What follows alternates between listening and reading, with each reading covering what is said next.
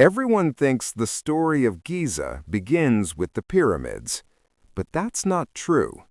Long before Khufu, long before massive stone monuments touched the sky, Giza was already alive.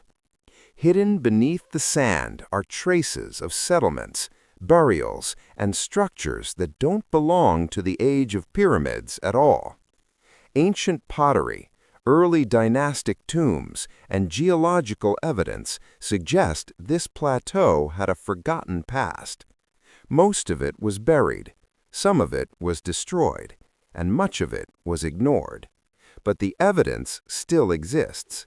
And when you look closely, Giza's real story becomes far older and far more mysterious. Hello everybody, and welcome to Architecture History. Please subscribe now to get the latest ancient history news and independent research from around the world. The history of Giza before the 4th Dynasty pyramids were constructed is rarely discussed and is often overlooked or completely disregarded. But in my opinion, the origins of Giza is a subject that should be studied more widely. The problem is that very little archaeological research has been undertaken in the 20th and 21st centuries, which means that right now we really don't know as much as we should. There is archaeology, but the picture is unclear. Much of the research is buried in old books and papers. Sometimes it hasn't even been published, and some excavations have been poorly documented. This line of study requires more investment, more research, more excavations, and more publicity. Over the past few months, I've made a number of videos attempting to highlight some of the key sites of interest. Archaeological discoveries that show a pre-Khufu history of Giza, discoveries that rarely get to see the light of day. In the Crematum to the south of the pyramids, we have evidence for early dynastic and possibly pre-dynastic activity on the plateau, indicating that Giza was possibly a thriving town before it ever became a royal necropolis. Even further south, we also have high-status early dynastic tombs. Pre-dynastic magical chip pottery has also been found at a number of locations across Giza. In geological analysis by Colin Reeder also indicates the Sphinx enclosure and the strip of bedrock that became the Khafre causeway predate the pyramids. A pre-4th Dynasty history of Giza is hard to study for obvious reasons. It's not just because of a lack of excavations and publications in the modern era.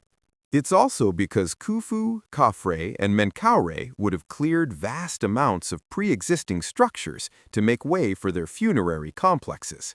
On top of that, we also have more activity at Giza in the 18th, 19th, 21st, and 26th dynasties. The Greeks and the Romans were also at Giza.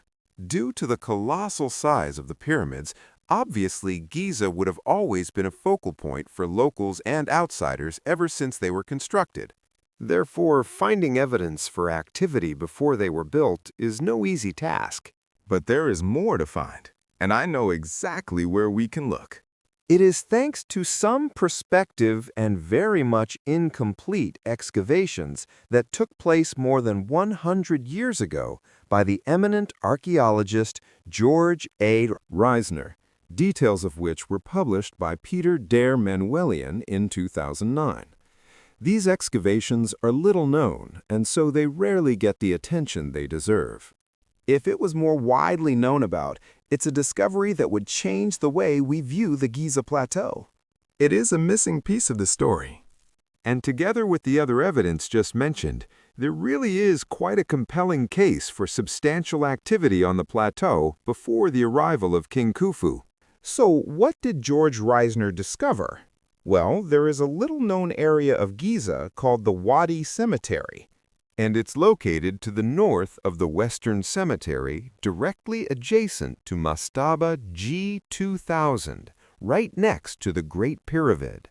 It was excavated in 1904, and it was found to be beneath an ancient dump. Early in Khufu's reign, sand, sediment, and debris had been cleared from the neighboring plateau to make way for the Western Cemetery, and it was all dumped right here. The work is some of the most poorly published of all Reisner's excavations at Giza. A large number of photographs do exist, but there are no maps or plans, and only a short description was published in Reisner's book, History of the Giza Necropolis I, in 1942.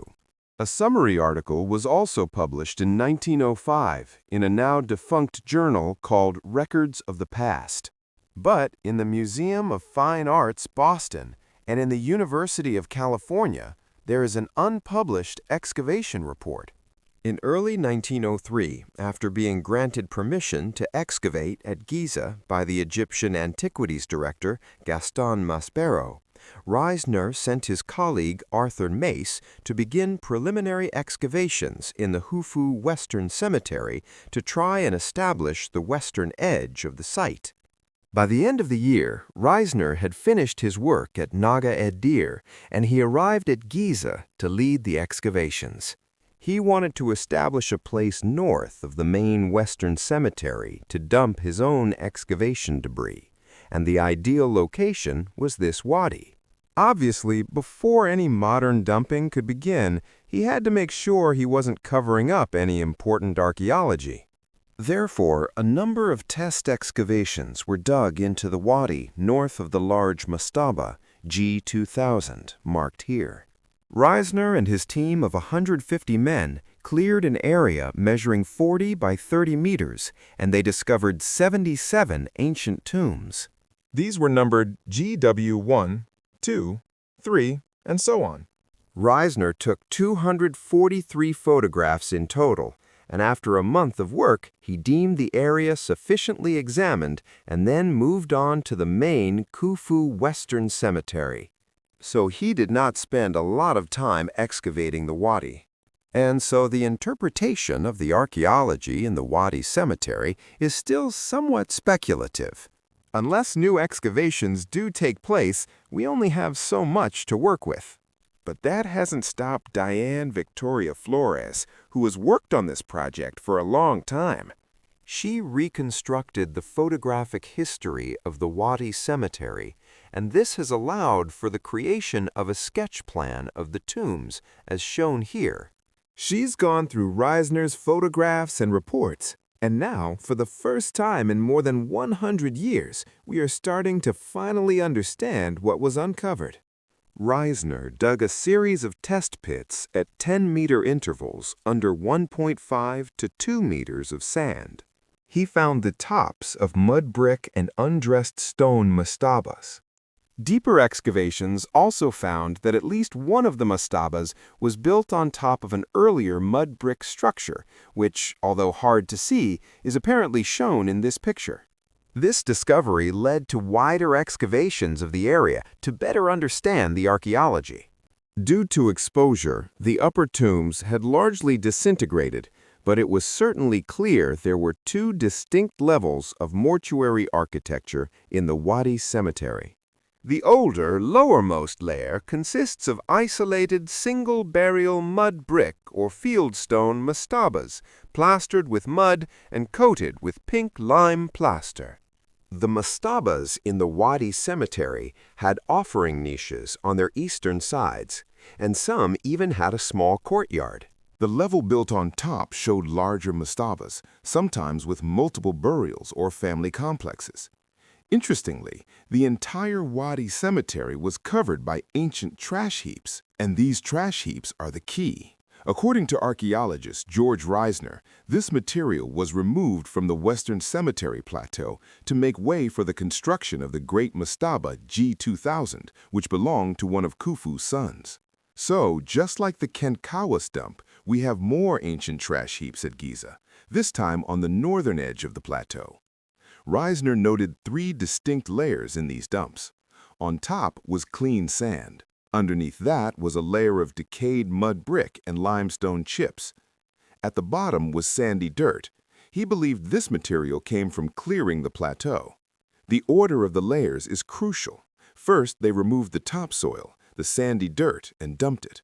Then they dismantled the old mud brick structures that were there before Khufu's time and dumped that material. Finally, the clean sand from just above the bedrock was removed, forming the top layer of the dump. This careful layering proves it wasn't natural erosion. It's a clear stratification that perfectly matches the process of clearing the land to the south. So two big takeaways. First, the Wadi Cemetery existed before Khufu's Western Cemetery was built because it's buried under the trash heap created during that construction.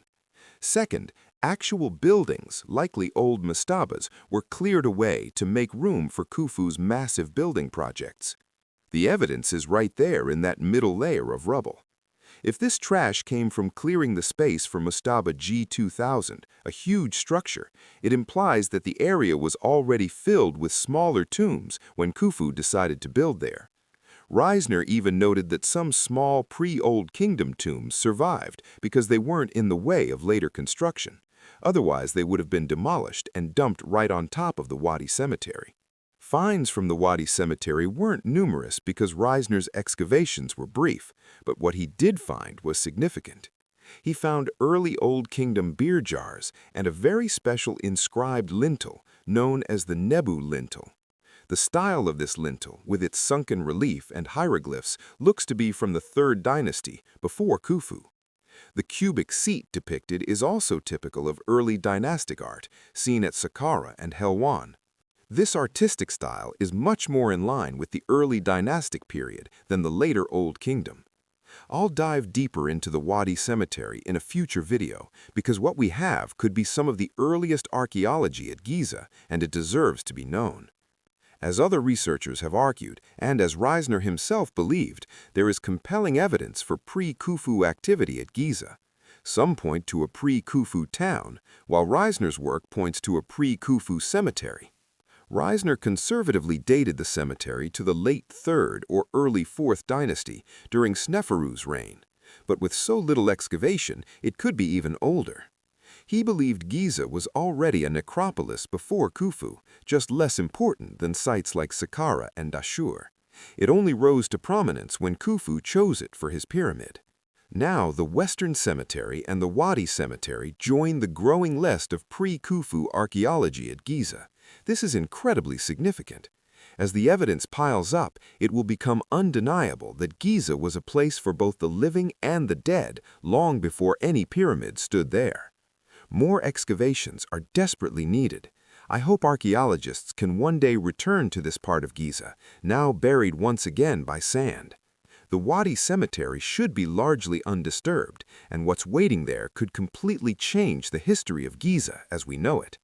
If you enjoyed the video, please subscribe to the channel, like the video, and leave a comment below. Thank you very much.